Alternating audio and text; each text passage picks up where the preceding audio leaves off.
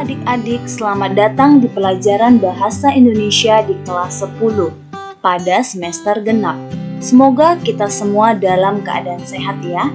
Di awal semester ini, mari kita awali materi kita tentang teks negosiasi.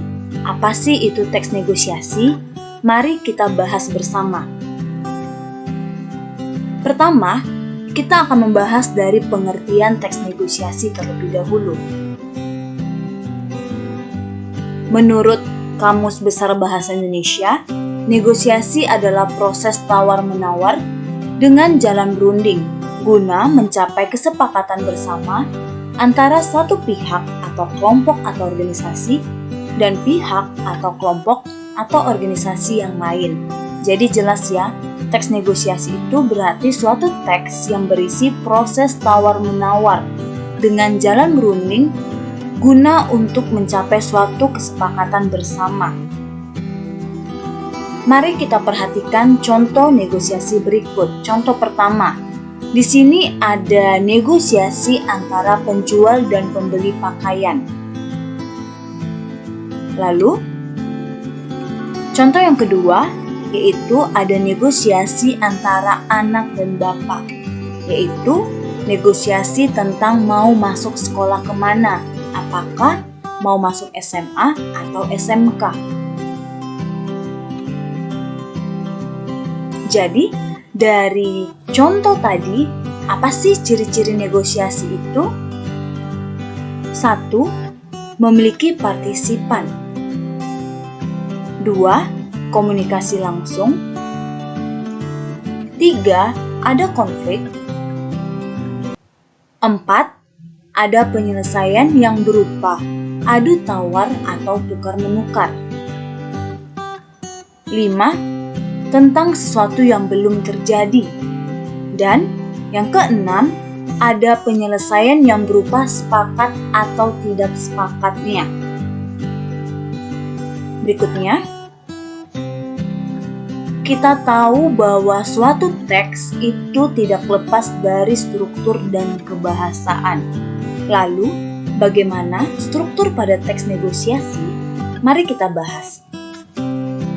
1. Orientasi. 2. Pengajuan. 3. Penawaran. Yang keempat, kesepakatan. Mari kita bahas satu persatu struktur teks negosiasi berikut ini. Orientasi, yaitu bagian yang berisi pengenalan topik atau masalah yang akan dinegosiasikan. Pengajuan, yaitu berupa pernyataan dari negosiator pertama untuk meminta, mengajak, mendorong negosiator kedua untuk melakukan sesuatu sesuai keinginannya. Penawaran, yaitu berisi penawaran atau penolakan. Jadi di sini terjadi adu tawar tentang sesuatu yang diajukan, dan pada bagian ini tentunya tiap pihak menyampaikan sejumlah argumentasinya. Dan yang terakhir, kesepakatan, yaitu berupa keputusan antara dua belah pihak, baik kesepakatan tentang kesetujuan ataupun ketidaksetujuan. Selanjutnya, jika tadi kita sudah membahas mengenai struktur, maka mari kita bahas tentang kebahasaan teks negosiasi.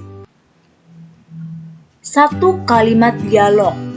Jadi adik-adik, pada teks negosiasi umumnya itu berbentuk lisan. Wujudnya itu berupa percakapan atau dialog yang melibatkan dua pihak atau lebih. Kedua, menggunakan kalimat santun. Teks negosiasi itu mengutamakan kesantunan untuk mencapai keberhasilannya atau untuk mencapai suatu kesepakatan. Contohnya, biasanya pada teks negosiasi itu menggunakan kata tolong, silakan, cobalah, bolehkah. Ketiga, menggunakan kalimat persuasif. Di dalam teks negosiasi sering muncul kalimat persuasif berupa bujukan, menyatakan keinginan, harapan, atau bahasa untuk membujuk. Contohnya, nanti saya sediakan makanan banyak. Kamu kan suka makan, Di sini terhadap suatu persuasif bujukan. Lalu, kalimat bersyarat. Teks negosiasi juga banyak menggunakan kalimat yang menyatakan hubungan bersyarat.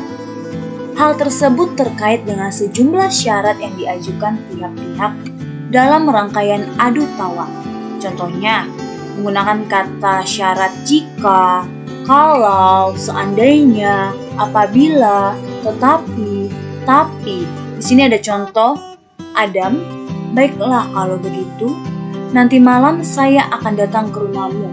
Tapi, ada syaratnya, ada kata tapinya. Berikutnya, kalimat kausalitas. Teks negosiasi banyak menggunakan kalimat penyebaban atau kausalitas. Hal ini terkait dengan sejumlah argumen yang disampaikan tiap negosiator. Contohnya, kalimat kausalitasnya sebab, karena, sehingga, oleh karena itu, akibatnya, dan lain-lain. Contoh, di rumah saya saja, nanti saya sediakan makanan banyak. Kamu kan suka makan. Nah, di sini hubungan penyebaban di dalam contoh tersebut sifatnya tersirat. Meskipun demikian, tampak kalimat itu menyatakan hubungan penyebaban. Jadi, meskipun kata karena itu tidak diucapkan langsung, tapi itu dapat kita ketahui bahwa kalimat itu terdapat kausalitasnya, penyebabannya. Demikianlah materi kita tentang teks negosiasi. Semoga bermanfaat. Tetap jaga kesehatan dan terima kasih.